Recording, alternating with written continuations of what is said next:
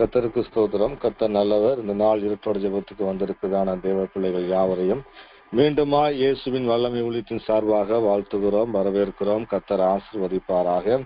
இப்பொழுதும் ஒரு வசனத்தை நாம் வாசிக்க கேட்கலாம். ஆதி ஆகமம் 48 அதிகாரத்துல 18வது வசனத்தை வாசிக்கிறேன். ஆதி ஆகமம் 48:18. என் தகப்பனே, அப்படி அல்ல, இவன் மூத்தவன், இவனுடைய தலையின் மேல் உம்முடைய வலது கையை வைக்க வேண்டும் என்றார் என்று சொல்லி இந்த இடத்துல நாம் வாசிக்கிறோம். இதுல என் தகப்பனே என்று சொல்லப்படுகிறதான அந்த யோசேப்பின் வார்த்தையை நாம் தியானிக்கலாம். என் தகப்பனே என்று சொல்லி யோசேப்பு தன்னுடைய தகப்பனாகிய யாக்கோபிடத்திலே பேசுகிறதான காரியத்தை நாம் பார்க்கிறோம். சோதர வேதத்திலே நாம் பார்த்தோம்னால் என் தகப்பனே என்று சொல்லப்படக்கூடியதான தகப்பன்மார்கள் எப்படி இருந்தார்கள் என்று சொல்லி நாம் அநேக காரியங்களை கவனிக்க முடியும். இந்த இடத்துல என் தகப்பனே என்று அழைக்கப்படுகிறதான யோசேப்புடைய தகப்பனாகிய யாக்கோப்பு எப்படிப்பட்டவராய் இருந்தார் என்று சொல்லி கவனித்து பார்த்தோம்னால் அந்த ஆசீர்வாதங்களை பகிர்ந்து கொடுக்கிறதான நல்ல ஒரு தகப்பனாக அவர் இருக்கிறதை நாம் பார்க்க முடியும். யாக்கோப்பு தம்முடைய பிள்ளைகள் எல்லாரையும் அவர் பேர் பேராக கூப்பிட்டு ஆசீர்வதிக்கிறதை நாம் வாசிக்க முடியும். 49ஆம் அதிகாரத்துல நாம் பார்த்தோம்னால் ஒவ்வொரு பிள்ளைகளுடைய பெயர்களை சொல்லி அவர்களுக்கு உண்டான ஆசீர்வாதங்களை சொல்லி ஜெபிக்கிறதையும் ஆசீர்வதிக்கிறதையும் நம்ம பார்க்க முடியும். அதே நேரத்துல யோசேப்பை யாக்கோப்பு ஆசீர்வதிக்கிறதை பார்க்கிறோம். அதே நேரத்துல யோசேப்புடைய பிள்ளைகளையும் யாக்கோப்பு ஆசீர்வதிக்கிறதை நாம் பார்க்கிறோம். அப்படியானால் இங்கு யாக்கோப்பு என்று சொல்லப்படுகிறதான யோசேப்புடைய தகப்பன் எல்லாரையும் அங்கு ஆசீர்வதிக்கிறதை நாம் பார்க்கிறோம். அப்படியும் அதே நேரத்துல நாம் யாக்கோப்புடைய தகப்பனாகிய ஈசாக்கை கவனித்து பார்ப்போமானால் தன்னுடைய மகனாகிய ஏசாவை ஆசீர்வதிக்கும்படி ஏசாவிடத்துல பேசும்போது ஈசாக்கு தனக்கு அந்த ருசியான ஆகாரத்தை செய்து கொண்டு வரும்படியாக சொல்லுகிறதை நாம் பார்க்கிறோம். தம்முடைய பிள்ளைகளை அங்கு ஆசீர்வதிப்பதற்காக ஈசாக்கு செய்கிறதான காரியம் அங்கு ருசியான காரியத்தையும் ருசியான ஆகாரத்தையும் இடையில கொண்டு வருகிறதை நாம் பார்க்கிறோம். அப்படி அவர் ஏசாவிடத்துல சொல்லி ஏசாவை அனுப்புகிறதை நாம் பார்க்கிறோம். அந்த கிடைக்கிற கேப்ல யாக்கோப்பு கிடைக்கிற கேப்ல யாக்கோப்பும் அங்க ரெபெக்காள் யாக்கோப்பை ஆயத்தம் பண்ணி ஆசீர்வாதங்களை பெற்றுக் கொள்ளுகிறதை நாம் பார்க்கிறோம். அப்படி பெற்றுக்கொள்ளும் போது ஈசாக்கு குழப்பத்தோடையே அங்கு ஆசீர்வதிக்கிறதை நாம் கவனிக்க முடியும். ஈசாக்கு குழப்பத்தோடைய கைகளோ ஏசாவின் கைகள், சத்தமோ யாக்கோப்புடைய சத்தம், குழப்பத்தோடைய ரெண்டு பேரை தான் குழப்பத்தோடைய ஆசீர்வதிக்கிறதை பார்க்க முடியும். சொன்னது ஆசீர்வதிக்க போகிறேன் என்று சொன்னது ஏசாமிடத்துல சொல்லுகிறதை நாம் பார்க்கிறோம். ஆனால் சோதரம் அங்கு ஆசீர்வாதம் பெற்றுக் கொள்ளுகிறது யாக்கோப்பா இருக்கிறது நம்ம கவனிக்க முடியும். அப்போ அந்த முதிர் வயதுல நாங்க குழப்பத்தோடையே இருந்து ஆசீர்வதிக்கிறதை நம்ம கவனிக்க முடியும். ஆனால் யாக்கோப்பை கவனித்து பார்த்தோம்னால் தெளிவாக இருக்கிறதை நம்ம பார்க்க முடியும். அவரும் முதிர் வயதில் தான் இருக்கிறார். முதிர் வயதுல இருந்தாலும் தெளிவாக ஆசீர்வதிக்கிறதை நாம் கவனிக்க முடியும். யாக்கோப்பு யோசேப்பை ஆசீர்வதிக்கிறார். அந்த பிள்ளைகள் எல்லாருடைய பெயர்களை சொல்லி அவர்களுக்கு உண்டான ஆசீர்வாதத்தை சொல்லுகிறார். அது மாத்திரமல்லாமல் அந்த யோசேப்புடைய பிள்ளைகளை ஆசீர்வதிக்கும் போது அந்த கைகளை மாற்றி வைக்கிறதை பார்க்க முடியும். ஆனால் யோசேப்பு என்ன பண்றாரு, கைகளை மாத்தி நீங்க வைக்கிறீங்க அப்படின்னு சொல்லும் போது யாக்கோப்பு சொல்றாரு, எனக்கு தெரியும்.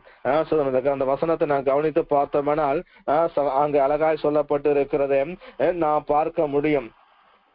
அவன் 19வது வசனம், அவன் தகப்பனோ தடுத்து, அது எனக்கு தெரியும், என் மகனை எனக்கு தெரியும், இவனும் ஒரு ஜனக்கூட்டமாவான், இவனும் பெருகுவான், இவனுடைய தம்பியோ இவனிலும் அதிகமாய் பெருகுவான், அவருடைய சந்ததியார் திரளான ஜனங்களாவார்கள் என்றான் என்று சொல்லி நான் பார்க்கிறோம்.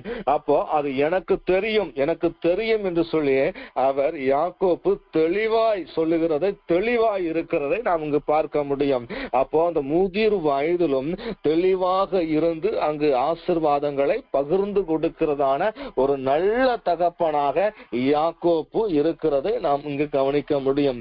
அடுத்து நாம் வேதத்துல பார்த்தோம்னால் என் தகப்பனே என்று அழைக்கப்படுகிறதான தகப்பன்மார்கள் எப்படி இருந்தார்கள் என்று சொல்லி நாம் கவனித்து பார்த்தோம்னால் லூக்கா எழுதின சுவிசேஷ புத்தகத்துல 15ஆம் அதிகாரத்துல நாம் வாசித்து பார்த்தோம்னால் அங்கு ஒரு தகப்பனை குறித்து சொல்லப்பட்டு இருக்கிறதை நாம் பார்க்க முடியும். லூக்கா 15ஆம் அதிகாரம்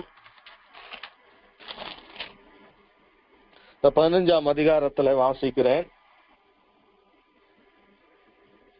அவர்களில் இளையவன் தகப்பனை நோக்கி, தகப்பனே, ஆஸ்தியில் எனக்கு வரும் பங்கை எனக்கு தர வேண்டும் என்றான். அந்தபடி அவன் அவர்களுக்கு தன் ஆஸ்தியை பகிர்ந்து கொடுத்தான் என்று சொல்லப்பட்டு இருக்கிறதை, பங்கிட்டு கொடுத்தான் என்று சொல்லப்பட்டு இருக்கிறதை நாம் பார்க்க முடியும். அப்படி தன்னுடைய இளைய மகன் தகப்பனத்தை ஆஸ்தியை கேட்டபோது தான் இளைய மகனுக்கு உண்டான ஆஸ்தியை தகப்பன் அங்கு பங்கிட்டு கொடுக்கிறதை நாம் பார்க்கிறோம். அப்படி பங்கிட்டு கொடுக்கப்பட்டதான தன்னுடைய ஆஸ்தியை அந்த இளைய மகன் அழித்து போட்டுவிட்டு திரும்ப தன்னுடைய தகப்பனிடத்தில் வருகிறதை நாம் பார்க்கிறோம். தகப்பனிடத்தில் வருகிறதை நாம் இந்த அதிகாரத்தில் கவனிக்க முடியும். அப்படி வரும்போது அவன் எப்படிப்பட்டவனா இருந்தான் என்பதையும் நாம் இங்கு கவனிக்க முடியும். சோதரம் இந்த இடத்துல நாம் வாசித்தோம்னால் 21ஆம் வசனம், லூக்கா சுவிசேஷ புத்தகம் 15ஆம் அதிகாரத்துல 21ஆம் வசனம் வாசித்தோம்னால், குமாரன் தகப்பனை நோக்கி, தகப்பனை, பரத்துக்கு விரோதமாகவும் உமக்கு முன்பாகவும் பாவம் செய்தேன். இனிமேல் உம்முடைய குமாரன் என்று சொல்லப்படுவதற்கு நான் பாத்திரன் அல்ல என்று சொன்னான் என்று சொல்லி நாம் இங்கு வாசிக்கிறோம். அப்படியானால் சோதரம் எல்லா ஆஸ்தியும் அவன் இழந்தவனாக, அது மாத்திரமில்லாமல் அவனுடைய எல்லாவற்றையும் இழந்து அவன் அந்த முகத்தை பார்த்தோம்னால், அவனை குறித்து நாம் பார்த்தோம்னால் மிகவும் அருவருக்கத்தக்கதான நிலைமையில காணப்படுகிறதை குறித்து நாம் பார்க்க முடியும். அப்படிப்பட்டதான நிலைமையில் எல்லாவற்றையும் இழந்து தன்னுடைய காரியங்கள் எல்லாவற்றையும் இழந்து மீண்டுமாய் தகப்பனை சந்திக்க வரும்போது அவன் தனக்குத்தானே சொல்லிக் கொள்ளுகிறதான காரியம், உம்முடைய கூலிக்காரில் ஒருவனாக என்னை வைத்துக் கொள்ளும் என்றெல்லாம் சொல்லி வருகிறதை நாம் பார்க்கிறோம். தகப்பனிடத்துல போய் கேட்பேன் என்று சொல்லி வருகிறதை நாம் பார்க்கிறோம். ஆனால் இந்த தகப்பனோ அந்த மகனை ஏற்றுக்கொள்ளுகிறதை நாம் பார்க்கிறோம். அது மாத்திரமில்லாமல் தன்னுடைய மகனை மன்னித்து அவனுடைய காரியங்களை மறந்து ஏற்றுக்கொண்டு அவனை அரவணைத்து அவனை மறுபடியுமாய் தன்னுடைய குமாரனாகவே ஏற்றுக்கொண்டு அங்கு அவனை நடத்துகிறதை நாம் பார்க்க முடியும். அப்போ இங்க இந்த தகப்பன் எப்படிப்பட்டதான தகப்பனாய் இருக்கிறான் என்று சொல்லி நான் கவனித்து பார்த்தோம்னால், தன்னுடைய குமாரனை மீண்டுமாய் சேர்த்து கொள்ளுகிற, மீண்டுமாய் அணைத்துக் கொள்ளுகிற, மன்னிக்கிற, மறக்கிற, ஏற்றுக்கொள்ளுகிறதான ஒரு தகப்பனாக இந்த இடத்துல சோதரம் காணப்படுகிறதை நாம் பார்க்க முடியும். அதே நேரத்துல மூத்த மகனுக்கும் நல்ல விதத்துல பதில் கொடுக்கிறதை நாம் பார்க்க முடியும்.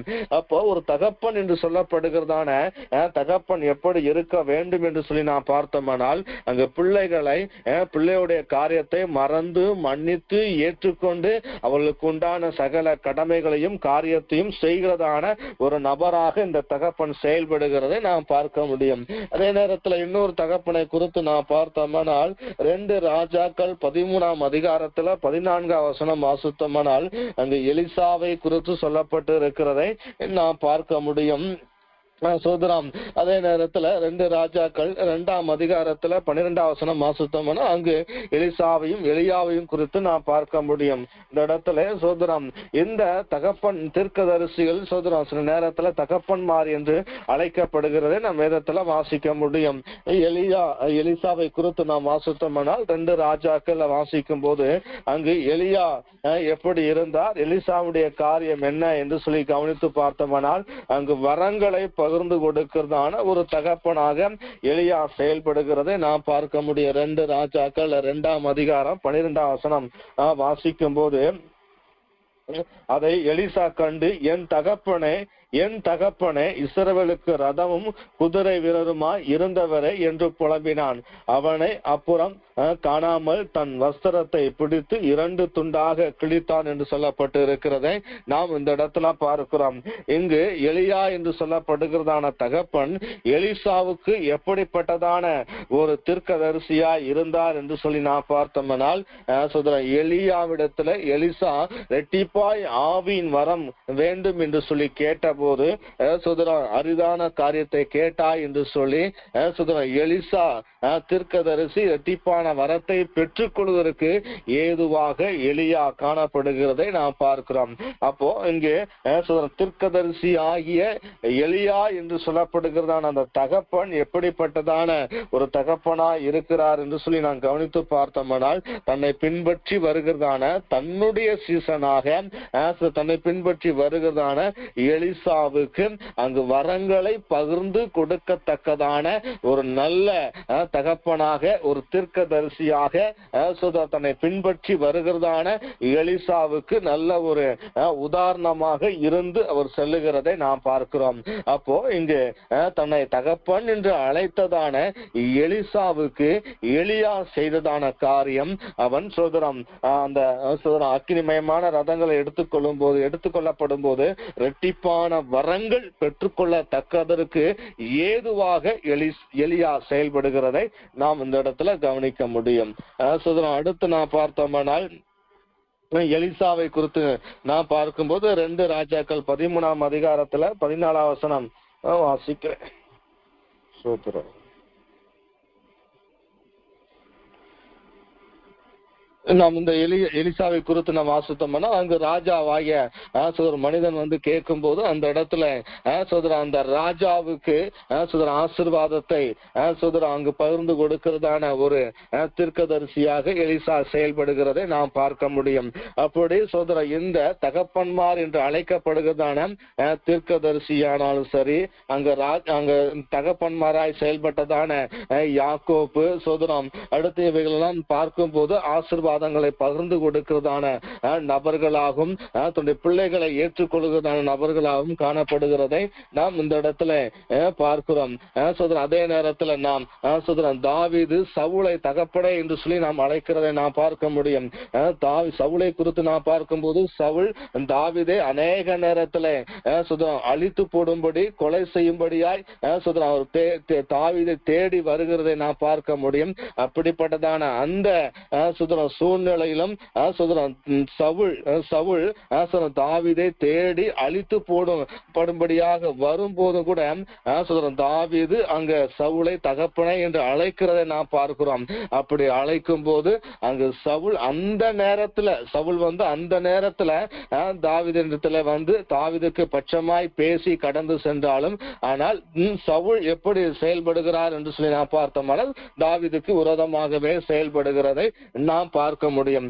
அப்படியானால் தகப்பன்மார் என்று அழைக்கப்படுகிறதான நபர் ஒரு யாக்கோப்பை போல, லூக்கா எழுதின சுவிசேஷ புத்தகத்தில் சொல்லப்படுகிறதான ஒரு தகப்பனை போல, ஒரு எலியாவை போல, ஒரு எலிசாவை போல இருக்கும் போது அது ஆசீர்வாதத்துக்கும் நன்மைக்கும் ஏதுவாக இருக்கிறதை நாம் பார்க்க முடியும். ஆகவே சவுளை போல சவுல் தன்னுடைய மகனுக்கு அவன் நல்ல தகப்பனாக செயல்படுகிறதை நாம் பார்க்க முடியும். அதே நேரத்தில் தனக்கு உண்மையும் உத்தமமாய் இருந்ததான தாவீதுக்கு விரோதமாகவே அவர் செயல்படுகிறதை நாம் பார்க்க முடியும். இந்த நாட்கள தகப்பன்மார் என்று அழைக்கப்படுகிறதான நபர் வேதத்துல சொல்லப்பட்டபடி காணப்படும் போது அது நன்மைக்கு ஏதுவாகும், ஆசீர்வாதத்துக்கும் ஏதுவாகும் காணப்படும். நாம் ஆபிரகாமை குறித்து பார்க்கும் போது, ஆபிரகாமும் ஈசாக்கும் அங்கு பலியிடும்படியாக அங்க மலைக்கு போகிறதை நாம் பார்க்கிறோம். ஈசாக்கு தன்னுடைய தகப்பனாகிய ஆபிரகாம் இடத்துல கேட்கிறார், என் தகப்பனே என்று சொல்லி அழைக்கும் போது இங்கு எல்லாம் இருக்கிறது, பலியிடுவதற்கு அங்கு ஆட்டுக்குட்டி ஆடு எங்க என்று சொல்லி கேட்கும் போது கர்த்தர் பார்த்து கொள்வார் என்று சொல்லுகிறதை நான் பார்க்க முடியும். அப்போ அந்த இடத்துல அந்த தகப்பன் தன்னுடைய குமாரனாய் ஈசாக்கு ஆண்டவரை குறித்து, தேவனை குறித்து கர்த்தர் பார்த்து கொள்ளுகிறவர் என்று சொல்லி கர்த்தரை குறித்து, கர்த்தரை அறிந்து கொள்வதற்கு ஏதுவாக கர்த்தருடைய காரியங்களை குறித்து தன்னுடைய பிள்ளையாகிய ஈசாக்குக்கு கற்றுக் கொடுக்கிறதை நாம் பார்க்கிறோம்.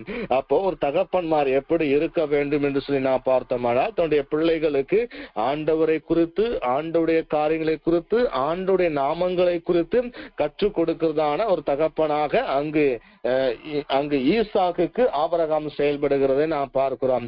அப்படியானால் ஒரு ஆபிரகாமை போல, ஒரு யாக்கோப்பை போல, ஒரு லூக்கா விசேஷ புத்தகத்தில் சொல்லப்பட்டதான ஒரு தகப்பனை போல, ஒரு எலியாவை போல இருப்போமானால் அது நன்மைக்கு ஏதுவாகும், ஆசீர்வாதத்துக்கும் ஏதுவாகும் காணப்படும்.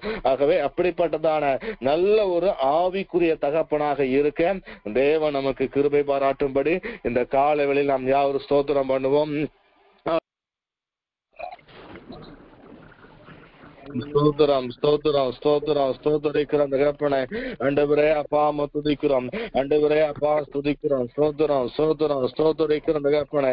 ஆபிரகாம் என்று சொல்லப்படுகிறதான ஆண்டவரே அப்பா துதிக்கிறோம். ஸ்தோத்திரம். அந்த தகப்பன் தன்னுடைய குமாரனுக்கு ஆண்டவரை குறித்து, தேவனை குறித்து, தேவனுடைய நாமத்தை குறித்து கற்றுக் கொடுக்கிறதான நல்ல தகப்பனாய் இருந்தது போல ஆண்டவரே நாங்கள் ஆண்டவரே அப்பா துதிக்கிறோம். பிள்ளைகளுக்கு கற்றுக் கொடுக்கிற தகப்பனாய் காணப்பட கிருபதாரும் கிருபதாரும் கிருபதாரும் ஆண்டவர் ஒரு எலியாவை போல ஆண்டவர் வரங்களை பகிர்ந்து கொடுக்கிற நல்ல ஒரு ஆவிக்குரிய தகப்பனாய் காணப்பட கிருபதாரும் கிருபதாரும் கிருபதாரும் கிருபதாரும் ஆண்டவரே துதிக்கிறோம். சோதரம் சோதரம் சோதரம் சோதரம் சோதரம் சோதரம் சோதரம் சோதரம் சோதரம் சோதரம் சோதரம் சோதரம் சோதரம் தன்னை உண்மையாய் பின்பற்றி வருகிறதான ஆண்டவர் அந்த எலிசா என்கிற தீர்க்கதரிசிக்கு ஆண்டவரே சோதரம் வரங்களை பகிர்ந்து கொடுக்கிற தகப்பனாக எலியா காணப்பட்டது போல ஆண்டவரே கிருபதாரும் கிருபதாரும் கிருபதாரும் யாக்கோப்பை போல ஆண்டவர் முதிர் வயதும் தெளிவாய் இருக்கிறதான ஆசீர்வாதங்களை பகிர்ந்து கொடுக்கிறதான தகப்பனாய் காணப்பட கிருபதாரும் கிருபதாரும் கிருபதாரும் கிருபதாரும்